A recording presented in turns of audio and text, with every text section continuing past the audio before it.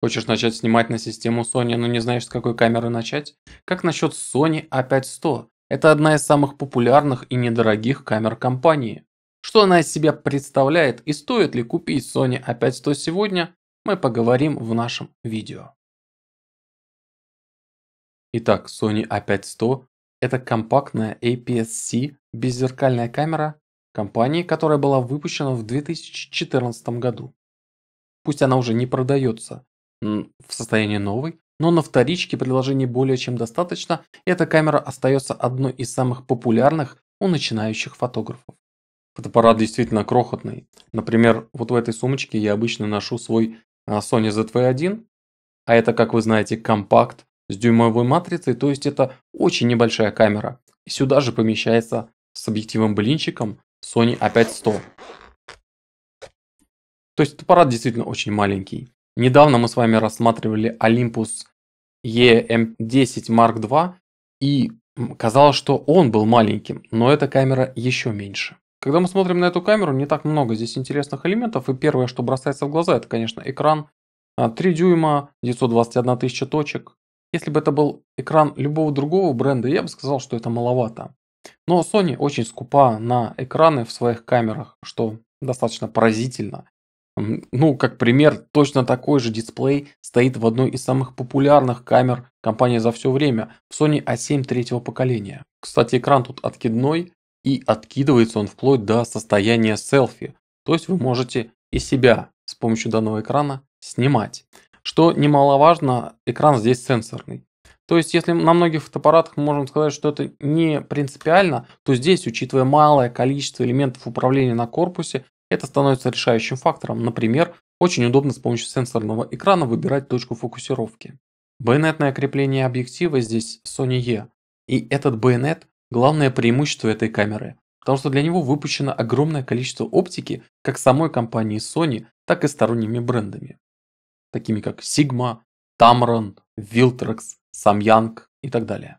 Помимо этого, для данного байонета выпущено огромное количество переходников, которые позволяют подключать в том числе автофокусные объективы других брендов, например, с байонетом Canon EF. И это мы еще не говорим о том, что в принципе к этому байонету можно подключить через переходники огромное количество мануальной старой оптики с резьбой М39, М42 и так далее. То есть количество оптики, которую мы можем использовать на данном байонете, оно огромно. В камере есть встроенная вспышка. Отвлекусь на секунду. Вы слышали этот звук затвора? Я позже еще к этому вопросу вернусь, но просто послушайте еще раз. В общем, в камере есть встроенная вспышка, и обычно я не рекомендую ее использовать. Но в данном случае у вас есть возможность эту вспышку нехитрым таким движением пальца направить в потолок и фотографировать с отражением от потолка.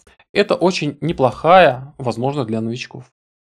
Отсек для карточки памяти меня приятно удивил, потому что вообще-то, с учетом того, насколько эта камера маленькая, ожидалось, что отсек для карты памяти и отсек батарейный, они будут совмещены. Но здесь это не так. Здесь отсек для карты памяти находится сбоку.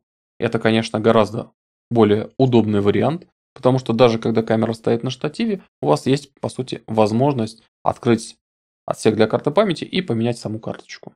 Что касается интерфейсов камеры, то здесь у нас есть микро USB для подключения камеры к зарядному устройству, а также для передачи данных, и порт микро HDMI, которым можете подключать какие-то внешние устройства, внешние мониторы, можете подключать камеру к телевизору для просмотра изображений, ну и тому подобное. Чего этой камере не хватает?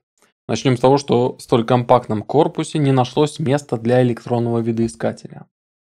Горячего башмака здесь также нет. Ну и нету здесь входа под микрофон. Всем вот этим пожертвовали в угоду компактности. От себя скажу, что я бы предпочел, чтобы в этой камере вместо вспышки был горячий башмак с интерфейсными там разъемами компании Sony. К нему бы можно было подключать внешние вспышки, синхронизаторы, можно было бы подключить даже некоторые микрофоны, то есть даже микрофонный вход был бы не нужен, потому что есть микрофоны, которые подключаются к интерфейсному разъему Sony через горячий башмак. Но, к сожалению, здесь решили добавить внешнюю вспышку, которая, конечно, для новичков может быть более полезной, чем горячий башмак, но мне кажется, это очень сильно повлияло на функциональность данной камеры. Теперь давайте про внутренние особенности данной камеры поговорим. Здесь установлена APS-C матрица на 24 мегапикселя. Она показывает очень неплохие результаты с точки зрения динамического диапазона или работы на высоких ISO. В камере нет матричной стабилизации, поэтому если вам стабилизация все-таки нужна, то придется присмотреть соответствующую оптику. В Sony A5100 установлена очень неплохая система гибридной автофокусировки. Здесь 179 фазовых точек и 25 контрастных.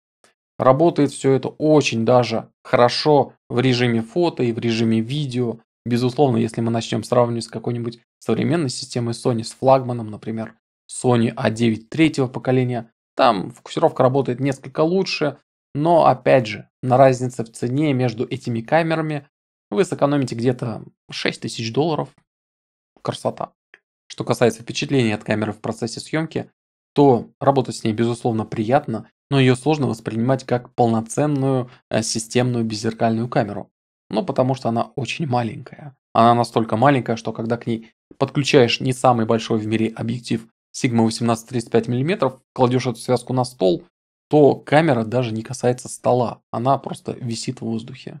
Соответственно, этому фотоаппарату гораздо больше подходят компактные объективы. Например, сейчас здесь установлен объектив блинчик Sony 20 мм f2.8. И вот такой комплект, он отлично подходит, например, для стрит-фотографии.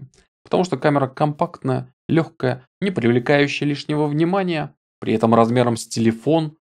Но по сравнению с телефоном она является более качественным и более мощным фотоустройством. Камера снимает Full HD видео до 50 кадров в секунду с битрейтом 50 мегабит. Здесь очень хорошо работает автофокус, как я уже ранее говорил, ну потому что используется гибридная система фокусировки. Что касается съемки селфи-видео, то, пожалуйста, оно выглядит следующим образом. Можете послушать звук. Здесь рядом дорога, поэтому, соответственно, это может, опять же, мешать. Но, опять же, вы можете услышать, насколько хорошо или плохо меня слышно вот в таком вот режиме. Как я уже сказал, здесь нельзя подключить внешний микрофон.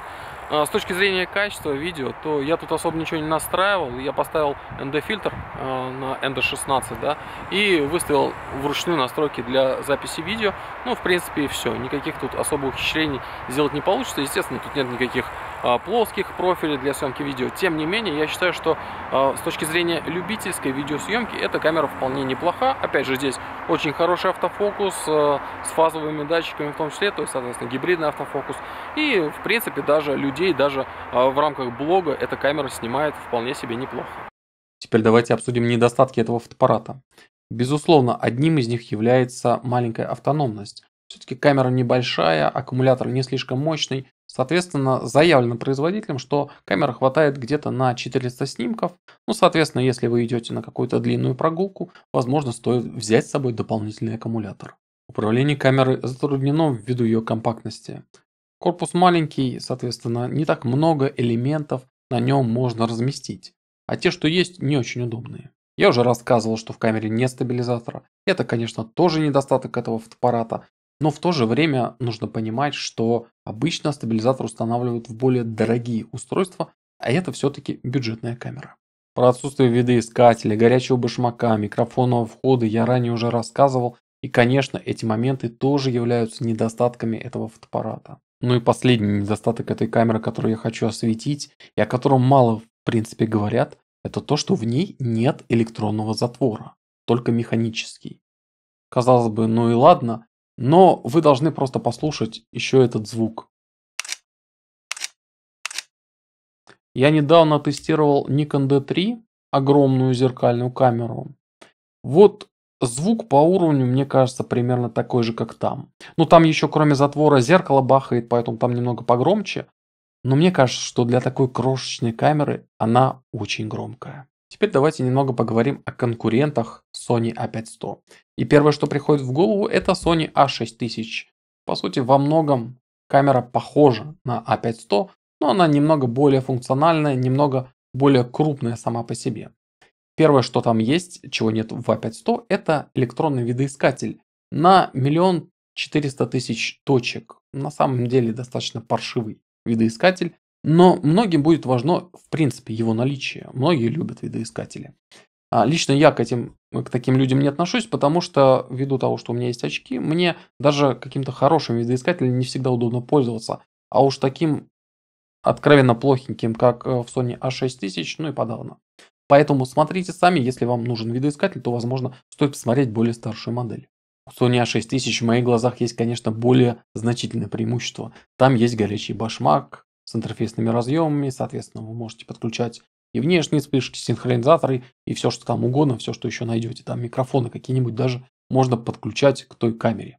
Здесь, к сожалению, горячего башмака нет. Также эргономика Sony A6000 немного лучше, потому что у нее немного больше корпус. Помимо этого, Sony A6000 умеет снимать до 11 кадров в секунду в режиме фото, в то время как здесь эта серия ограничена 6 кадрами. У A6000 есть и недостатки по сравнению с A5100. Например, экран там, хоть и является откидным, но в режим селфи его откинуть невозможно, и, соответственно, себя снимать с A6000 вот таким вот образом не получится. К тому же, экран в A6000 не является сенсорным, что несколько ухудшает опыт использования камеры, например, выбор точек фокусировки и тому подобные фишки, которые вы можете использовать в A5100. Ну и, конечно, размер и вес у A6000 он больше, чем у A5100. И это может не подойти тем, кто ищет максимальную компактность от фотоустройства. Так что же выбрать? Sony A5100 или Sony A6000? На самом деле все зависит от того, как вы камеру будете использовать. Потому что с точки зрения итогового результата, если нас интересует качество самого изображения, то скорее всего разницы не будет вообще никакой, потому что матрица одинаковая, система фокусировки одинаковая. По сути, вы получаете одни и те же результаты с помощью этих камер. Разница в результате может быть только с точки зрения, например, серийной съемки. Здесь вы можете не успеть снять какой-то кадр, там вы его снимете. Вот и вся разница. Но с точки зрения именно качества конечного изображения разницы не будет. Готовы ли вы доплатить за горячий башмак и видоискатель? Будете ли вы ими пользоваться? Потому что если вы не будете пользоваться горячим башмаком, не будете пользоваться видоискателем, то, наверное, имеет смысл сэкономить и взять Sony A5100. А если вам нужны эти функции, то, соответственно, стоит доплатить до A6000. А что же делать, если вы новичок и вы не знаете, нужны вам эти моменты в камере или нет? Ну, в этом случае я бы вам рекомендовал все-таки купить тогда A6000, доплатить немного больше и получить все эти функции. Со временем вы можете понять, что вам не нужен видоискатель, вы не будете пользоваться горячим башмаком, но в начале своего пути все-таки стоит испробовать все возможности, которые можете, чтобы в дальнейшем набраться опыта и понимать, что именно вам нужно от следующей вашей камеры. У этой камеры есть и другие конкуренты. Например, недавно мы с вами обсуждали Olympus EM10 Mark II. По сути, камера в той же ценовой категории, но совсем в другой системе, в системе Micro 4 третьих. Если мы сравним именно тушки, именно корпуса камер, то Olympus EM10 Mark II будет лучше по многим показателям. Там есть матричная стабилизация, там хорошие органы управления, камера удобная с точки зрения управления, и сама камера Olympus, она выглядит просто потрясающе. К тому же там есть и горячий башмак, и электронный видоискатель на 2,4 миллиона точек. Olympus EM10 Mark II, к сожалению, хуже Sony по самым важным аспектам, которые только могут быть у современной камеры. Он хуже с точки зрения матрицы и с точки зрения автофокуса. Матрица в Sony установлена APS-C на 24 мегапикселя, кроп-фактор 1,5. У Olympus стоит Micro 4 третьих матрица на 16 мегапикселей, кроп-фактор 2. То есть матрица Olympus и физически меньше, и ее разрешение также уступает матрице от Sony. С автофокусом та же история. Я уже рассказывал сегодня, что у Sony гибридная система фокусировки, в то время как у Olympus стоит контрастный автофокус. И хоть он очень неплохо работает, но все равно уступает Sony. И с точки зрения фото, и тем более с точки зрения видеосъемки. Но есть еще один очень важный недостаток у Olympus и одно очень важное, соответственно, преимущество у Sony – система. Дело в том, что Sony E – это одна из самых популярных беззеркальных систем сегодня. В ней выпущено огромное количество камер и объективов. И что самое важное, и камеры, и объективы продолжают в ней выходить. Микро, к сожалению, угасающая замкнутая система. Все, что уже могло выйти в ней, по сути, вышло. Olympus продал свою долю, и сейчас под брендом OM выходят какие-то камеры и объективы, но они практически не развивают то, что было накоплено до этого годами компаниями Olympus и Panasonic. Panasonic GH7 вышел недавно, стал флагманом, по сути, всей системы, и, возможно, он стал этим флагманом навсегда. С Sony все гораздо проще. Сегодня вы покупаете себе А5100 или А6000 и снимаете какое-то время на эту камеру, развиваетесь в плане фотографии, там, учитесь фотографировать, учитесь обрабатывать, и в дальнейшем понимаете, что там хотите развиваться, в том числе с точки зрения самих камер, хотите себе купить что-то покруче, и покупаете, хотите купить себе флагман APS-C формата, да, кропнутый флагман какой-нибудь А6700 или который там выйдет в дальнейшем. Хотите, переходите выше на полнокадровые системы. И все это не вызывает каких-то проблем, потому что система живая и система продолжает развиваться. Надеюсь, не сглазил. Опять же, это не значит, что вы не можете купить себе камеру системы микро 4,3. Вы, конечно, можете это сделать, но просто вы должны изначально понимать все нюансы той системы. Опять же, не хочу этот обзор камеры А5100 превращать в обзор ее конкурентов. Поэтому давайте на сегодня сворачиваться с этой точки зрения. Что касается конкурентов вообще, у нее, конечно, есть еще конкуренты в этом ценовом сегменте среди зеркалок. Периодически мы об этих конкурентах на нашем канале говорим, поэтому не забывайте подписываться, чтобы не пропускать подобные выпуски. Что касается моих итоговых впечатлений от этой камеры, я сразу скажу, что мне камера понравилась. Безусловно, у нее есть недостатки ввиду того, что эта камера бюджетная, ввиду того, что она очень компактная. О всех недостатках мы с вами сегодня поговорили. Но вместе с тем мне все-таки важнее ее главные особенности. Это ее матрица, ее автофокус. Оба этих аспекта находятся на хорошем уровне. Матрица, которая здесь установлена, способна выдавать отличные результаты. Но есть один нюанс. Она очень любит качественную оптику. Потому что, честно говоря, китовый объектив, который часто идет в комплекте с этим фотоаппаратом, но он полная дрянь. И вот даже этот фикс 20 мм 2.8, он не вызывает какого-то восторга. Мне кажется, он бы лучше подошел к камере с меньшим количеством пикселей. И если бы я использовал только китовый объектив и вот этот блинчик 20 мм, я бы мог в этой камере разочароваться. Но когда я через переходник прикрутил к этому фотоаппарату объектив Sigma 18 35 мм 1.8, все стало на свои места. Кстати, некоторые оригиналы, снятые этой камерой в формате RAW, вы сами сможете скачать и покрутить в редакторах, если у вас есть такое желание. Я выложу их в Boosty. Решил завести аккаунт на этой площадке.